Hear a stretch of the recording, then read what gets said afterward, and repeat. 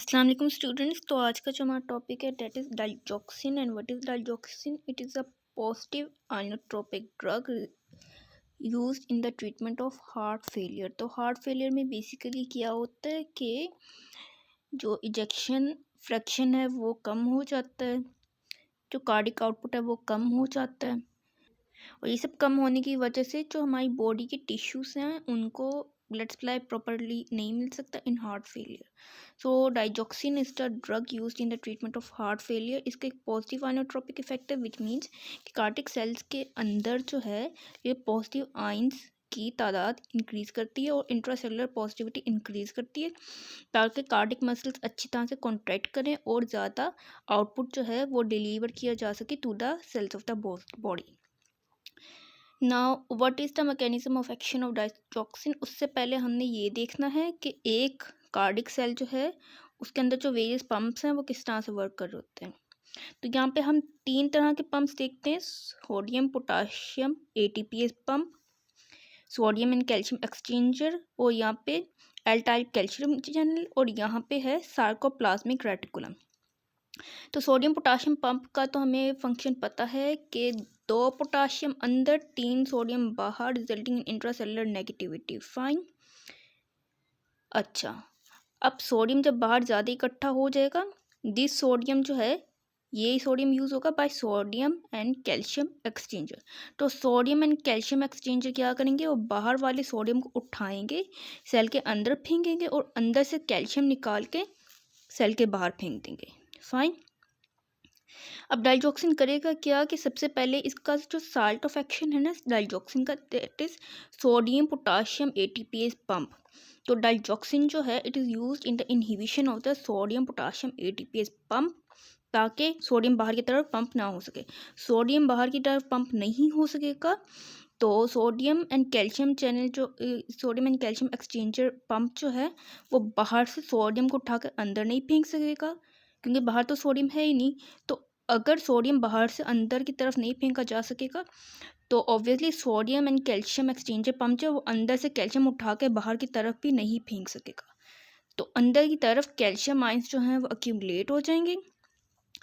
ज़्यादा calcium accumulate होंगे तो फिर वो सार्कोप्लाज्मिक रेटिकुलम में स्टोर हो जाएंगे और इंट्रासेलुलर पॉजिटिविटी डेवलप हो जाएगी। Intracellular positivity, intracellular calcium ions result in the increase in the contraction of the cardiac muscles and hence deliver the increase cardiac output. Digoxin के इफेक्ट्स क्या होंगे? It would be positive inotropic effect, क्योंकि intracellular positivity increase कर रहा है तो positive inotropic effect. Negative chronotropic effect, क्योंकि ये जो हार्ट रेट है उसको डिक्रीज करते हैं तो नेगेटिव क्रोनोट्रोपिक इफेक्ट। और क्योंकि ये जो कंडक्शन वेलोसिटी है थ्रू एवी नोड उसको डिक्रीज करते हैं तो नेगेटिव ड्रोमोट्रोपिक इफेक्ट। फाइन। और क्योंकि ड्यू टू इंट्रासेलुलर पॉजिटिविटी ये कार्डिक कॉन्ट्रैक्शन इंक्रीज कर रहा है तो कार्डियोटोनिक इफेक्ट। और कार्डियोटोनिक इफेक्ट की वजह से क्या होगा, increase in the contractility of heart, increase in ventricular ejection, increase in cardiac output, और एज अ रिजल्ट जो है वो प्रॉपर ब्लड सप्लाई हो सकेगा to the different parts of the body. Now what are the action of the cardiac glycosides on the cardiac electrical function? क्या होते हैं? सबसे पहले तो हम ये देखें, जो डाइजॉक्सिन है ना ये सिंपैथेटिक टोन को डिक्रीज करता है और जो वेकस एक्टिविटी है उसको इंक्रीज करता है। वेकस एक्टिविटी इंक्रीज होकर it would result in the increase in parasympathetic effect and increase in parasympathomimetic action. तो क्या होगा, due to parasympathomimetic action AV node जो है उसका इफेक्टिव रिफ्रैक्टरी पीरियड इंक्रीज होगा। और क्योंकि इसका नेगेटिव क्रोनोट्रोपिक इफेक्ट है, नेगेटिव ड्रोमोट्रोपिक इफेक्ट है, बिकॉज ये वेगस एक्टिविटी को इंक्रीज करता है, then it would decrease the conduction velocity through the AV node. और ऑब्वियसली क्योंकि ये कॉन्ट्रैक्टिलिटी ऑफ हार्ट को इंक्रीज करता है then it would result in increase in autonomicity. And all these effects जो हैं इनका क्या इफेक्ट आएगा ईसीजी के ऊपर, क्योंकि एवी कंडक्शन की वेलोसिटी इंक्रीज हो रही है तो पीआर इंटरवल इंक्रीज हो जाएगा। फाइन। और जो टी वेव है उसकी इन्वर्जन हो जाएगी और एस टी सेगमेंट जो है उसकी डिप्रेशन हो जाएगी। अब जो यूज़फुल इफ़ेक्ट्स हैं कार्डिक ग्लाइकोसाइड के डाइजॉक्सिन के वो दो हैं। एक तो ये कि these are used in the treatment of heart failure और दूसरा ये कि these are used in atrial fibrillation या फ्लटर। हार्ट फेलियर की ट्रीटमेंट के लिए कैसे यूज़ होते हैं वो तो हमने देख लिया। अब हम देखेंगे कि एट्रियल फिब्रिलेशन की ट्रीटमेंट के लिए कैसे यूज़ होते हैं। अब एट्रियल फिब्रिलेशन के केस में जो ईसीजी आती है ना वो कुछ इस तरह की होती है। ये काफ़ी सारी जो हैं पी वेव्स इकट्ठे पेयर हो रही है ईसीजी पे, क्योंकि काफ़ी ज़्यादा मरतबा एट्रिया कॉन्ट्रैक्ट कर होता है ड्यूरिंग वन साइकिल। फाइन।